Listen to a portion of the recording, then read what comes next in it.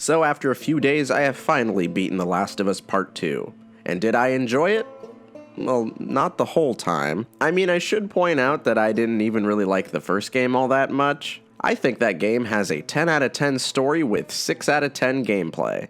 For me, a sequel has to justify why it exists. Did this story need to be continued? Is the second game really worth it? And that's what we're going to talk about today. As usual, I'm going to start with non-spoiler stuff and then warn you guys for spoilers later. So let's start with the only non-spoiler aspects, the gameplay. My relationship with the gameplay in The Last of Us 2 is very strange. For the first quarter of the game, I was not having fun at all. The game did not really challenge me, and most of what you do is walk around in a semi-open area looting cupboards and occasionally sneaking past zombies.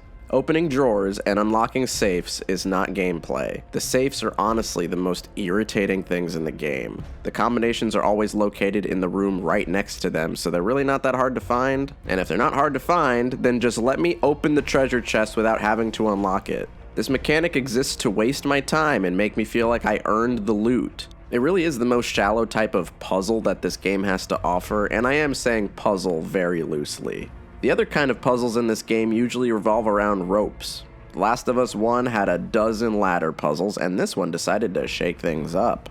Sorry ladders, ropes are my new best friends. But ropes aren't as prevalent as the ladders, and they aren't really as annoying, mostly because the ropes are used differently every time. You can get kinda creative with how you use them, and the rope physics kinda stop the puzzles from being annoying.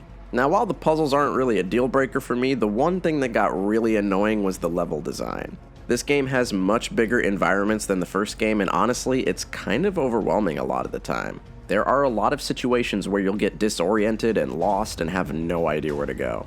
For the most part, they try to block off areas that you can't traverse with like vines and shit, but it's still really hard to tell where the game wants you to go. And yes, you can turn on a waypoint setting that'll tell you where to go, but that's not really an excuse. If the developers added that setting knowing that you're gonna get lost sometimes, then it's on them to just make the layout of these areas less confusing. I think in every wide open area, I got confused at least once. I'm either really stupid or the levels are confusing, and since I refuse to accept any of my mistakes, I'm gonna go ahead and blame the video game this time. Now, between the exploration, there are combat segments, and this is where the game really saved itself for me. To put it simply, murder never felt so good.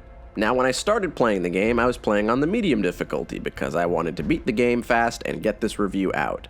But I got really bored, so I turned the difficulty up to the highest setting, and it was like night and day. Before I could just run and gun like I was playing Doom and there was no tension whatsoever, but the highest difficulty really feels like the true Last of Us experience. Ellie dies so fucking fast and ammo is so scarce that you really have to use every tool at your disposal to survive. Bottles become more valuable as they're more common than ammo and they can net you a kill if you use them right. The game seriously turns into Metal Gear Solid on this difficulty. I'm one of the few people who like when stealth is done well in video games, and the stealth in this game is really good. The enemy AI makes things super unpredictable too. Sometimes an enemy will cry out if you jump at them with an axe, and sometimes they don't.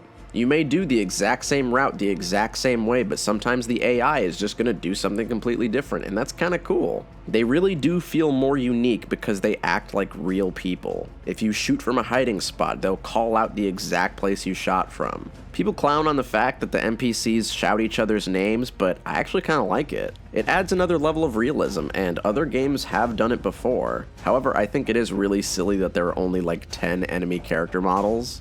If you're gonna painstakingly name every NPC, at least make them look different. But anyway, once a fight does break out, the gunplay is explosive and heavy hitting. The guns really feel good in this game, and it felt like I was actually in a life or death gunfight. Whenever I saw a group of humans, I got super excited to try and find an ideal route for taking everybody out while conserving as much ammo as possible. I used the guns so infrequently that it felt really good whenever I was left with no choice but to tap into my ammo and just go crazy on people. However, the zombie fights were still kind of hit or miss for me, even on the higher difficulty. Their AI is kinda bad, and yeah, I get they're zombies, but most of the time you don't have to think too hard to get past them. And while I got really excited for each encounter with the humans, I felt equal amounts of dread whenever I heard zombies nearby. However, the one fun thing is that if you're good enough, you can just melee the zombies and save some ammo. There's even this mini-boss that I had to fight later on, and I didn't really have any ammo to spare, so I found out that I could just beat the shit out of him with my bare hands as long as I dodged his counterattacks.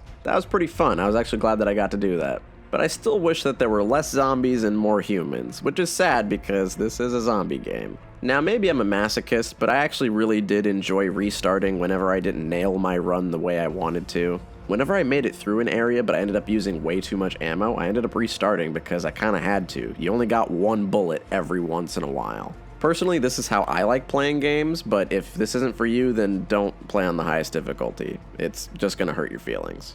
If I was scoring the combat on its own, I would say on the hardest difficulty, I got like an 8 out of 10 experience out of that.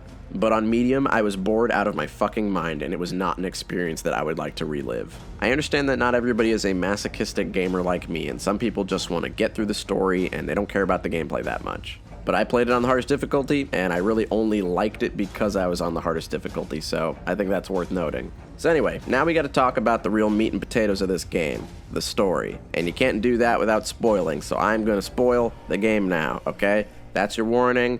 Don't yell at me. I'm gonna spoil it. Let's go. Honestly, the story of this game is a mixed bag, and that's putting it lightly. There are aspects of this story that I absolutely love, and there are a lot of things that left me baffled. Truly and utterly baffled on why they chose to do things the way that they did them. But my annoyance is mostly at the fact that people are mad at the wrong things in this game. A lot of people are just mad at the fact that Joel dies. I had so many people in my chat who were angry that Joel doesn't get a redemption arc, which isn't even really all that true because he does admit his lie to Ellie and they do talk about it a little bit. But people really genuinely think that Joel was the hero of the first game. People played that game and watched the ending and thought to themselves, wow, Joel saved his daughter from those bad doctors. What a hero. I had people in my chat saying that his death was unfair because they brutally murdered, and I quote, a beloved character. Joel is not a fucking beloved character. Winnie the Pooh is a beloved character. Joel is a violent anti-hero. There are scenes in the first game where he murders people just because he wants to. I think a lot of people wrongfully believe that this is a story about how you have to protect your loved ones no matter the cost. Joel saves Ellie because he desperately does not want to lose another daughter. There is no point where he grapples with the morality of his choice. He wants to save Ellie, he does not care about curing humanity. This is a sad ending, and not because humanity is doomed, but because we spend the whole game watching these two learn to care for each other, and bantering and joking and sharing personal heartwarming experiences with each other. And now, that's ruined forever. Ellie knows in her heart that Joel is not telling the whole truth, and that he lied to her face even though she told him not to.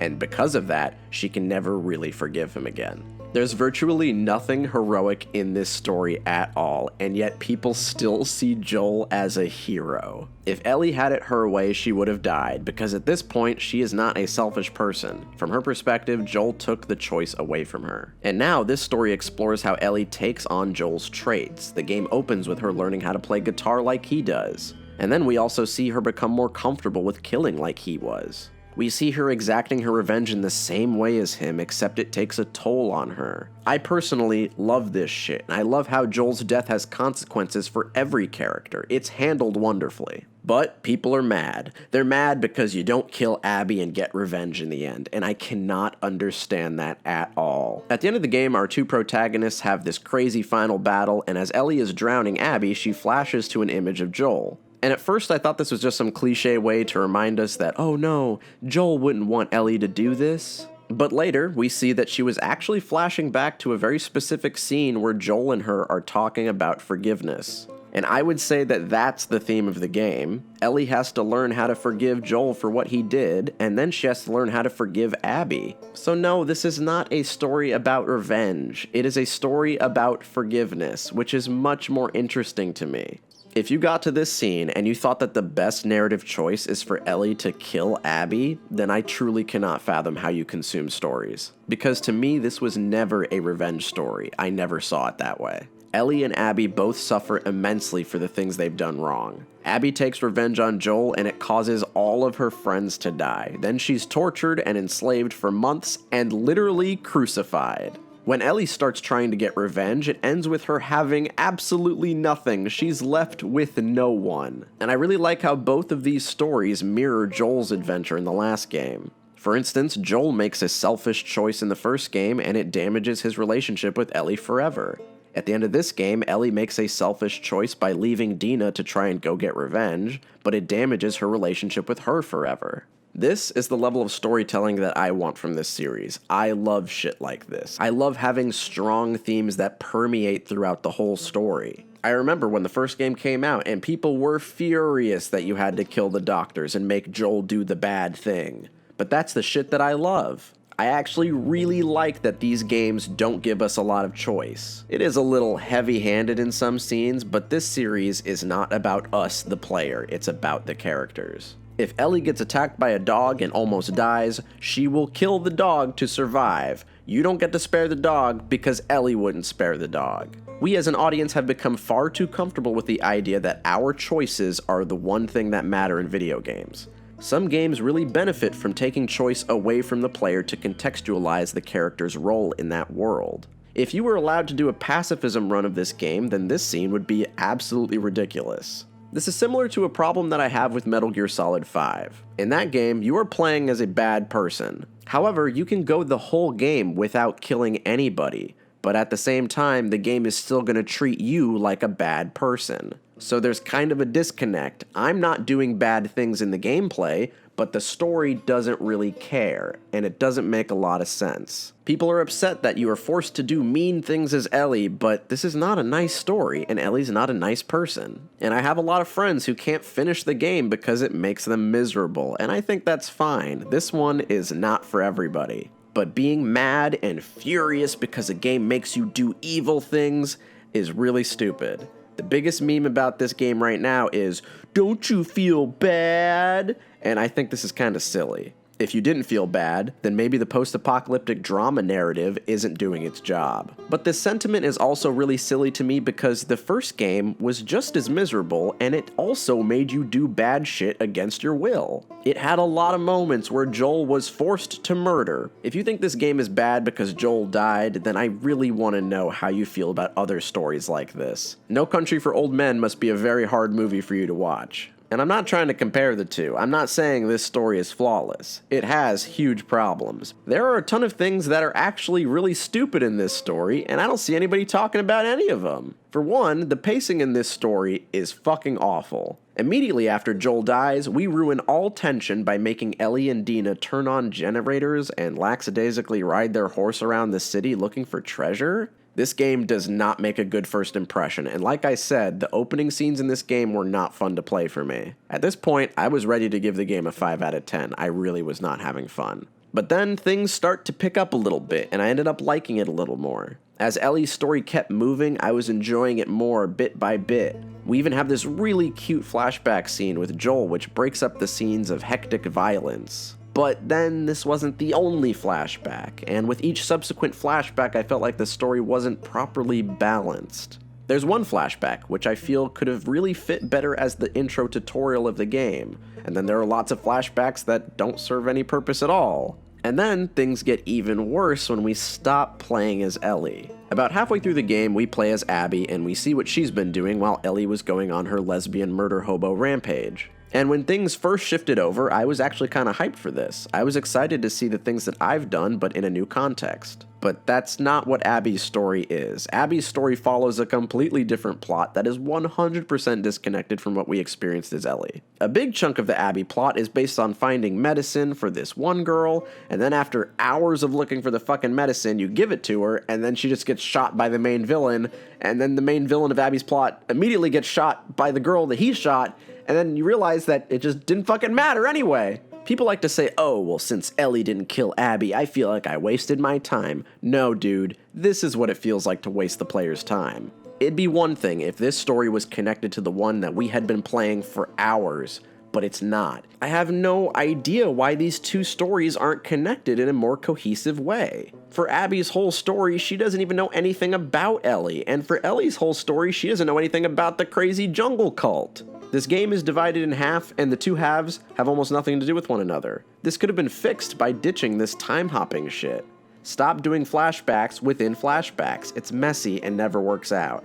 If this game was laid out chronologically, I think it would have been really cool. Imagine you're playing through a part where you're Abby and she's hanging out with her friends and talking to them and interacting with them. And then immediately you switch over to Ellie and you're forced to kill the people we just met and were acquainted with. You play as Abby and you hang out with people, and then you fight them as Ellie to get revenge. As a player, you wouldn't know who's gonna live or die, and there would be a lot more tension. In this game, whenever I saw somebody that we killed as Ellie, I was like, oh yeah, that's the dude we killed. And then I had no further interest in them as characters because I already knew what was gonna happen to them. As it stands, this game is incapable of making us care about anyone who isn't Ellie or Abby. And a lot of angry gamers don't even like Abby, and I can't even blame them because Abby's half of the story is not fun to play. I can remove large chunks of her story and the overall narrative will be unchanged. I also have no idea why we introduced another faction of evil murderers in the last 3 hours of the game. These slavery marauders are actually way more interesting than the jungle cult that we fight for most of the game, and if you ask me, they should have just mixed these two factions together to create one threat that carries between Ellie and Abby's stories. This is just another sign of the game feeling really disjointed. So yeah, while I spent most of this video defending the story of this game, it still bothers me a lot. I cannot say that I love the whole story in this game. I love parts of it, but there are just as many things that I think do not work. I don't get mad when you kill a main character. I get mad when you waste my time. I get mad when story threads don't matter. And I get mad when I don't care about the side characters and then they just end up getting killed to shock me. This death is not done for shock value. It motivates the entire plot. A shock value death is one that we forget about immediately. I just hate so much when people call a story bad when it kills a main character. It just doesn't make sense to me, man. It feels like The Last Jedi all over again. There were actual real reasons to not like that movie, but when it first came out, people were just mad because Luke Skywalker dies. Because we can't kill a beloved character. Now, real quick, let's take a second to look at things from a different perspective. Let's go to an alternate universe. The year is 2013, and The Last of Us 1 has just come out. It features a doctor and his daughter in a post-apocalyptic world. The doctor's constantly trying to do the right thing, but the world is decaying so fast, and it's hard for him to recognize right from wrong. Then at the end of the story, he finds a girl who's immune to the virus, but he realizes that he has to kill her to make a cure. And since the world is already looking really bleak, he decides that he has to make the hard choice to sacrifice this girl in order to try to save humanity. It's a tough choice, but he knows that he has to do it because he is one of the last people alive who cares about mankind. But then, that little girl's dad kills him because humanity truly is selfish, and at the end of the day, people don't really want to be saved. Seems like a decent story to me. I could see that being in a video game. But then, a few years pass, and in this alternate universe, The Last of Us Part 2 comes out. And then we have to play as those other people. How dare Naughty Dog make me play as these lunatics? They were clearly the villains of the last game. Dr. Abby's dad was the true hero. He wanted to save the world. They killed my dad, and now they live in this peaceful country town? Are you fucking kidding me? That's not fucking fair. Joel is evil. Why would Naughty Dog try to make me feel bad for killing him? Wait, now I have to play as his daughter? Are you kidding me? She's a psychopath. Do you see how silly that sounds? I didn't even change the story, I just put it in a different order. My point is that people are criticizing this game with the most surface level observations. It's so shallow the way people are talking about this story. I'd say that I enjoyed about 60 to 70% of this game, and the rest either bored me out of my fucking mind or made me angry. So as a whole, did this game really justify its existence for me? Yeah, I don't really know. I still personally feel like this story did not really need to continue. I really liked the ending, but the 20 hours leading up to it kind of felt bloated and unsure of itself. I can't just forgive the mountain of dumb shit only because I love the ending. I have to look at the whole picture. I don't really care if you love or hate the game. I'm obviously somewhere in the middle. What I do care about is how people talk about the media that they consume. Because currently the conversations about this game are really not fun to engage with, and I'd like for that to change. But anyway, we have to put a number on this game because number scores are really all some people care about, and scoring this game is kind of tough for me. Part of me wants to give it a 6, and part of me wants to give it a 7. I think about all the stuff I love, but then I remember the stuff that pisses me off. So for now, I'm going to give The Last of Us Part 2 a 6.5 out of 10. That could probably change if I replayed the game. I might replay it one day, who knows. Bye!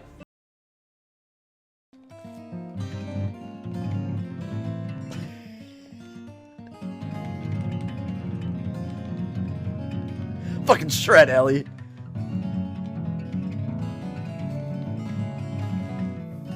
I'm playing Rush now. I'm playing Jethro Tull.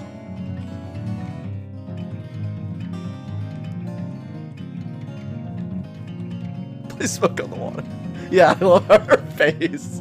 Is so calm. My hands are going fucking crazy. There's something about the fucking pure disconnect of her face just... Or hands are just going like...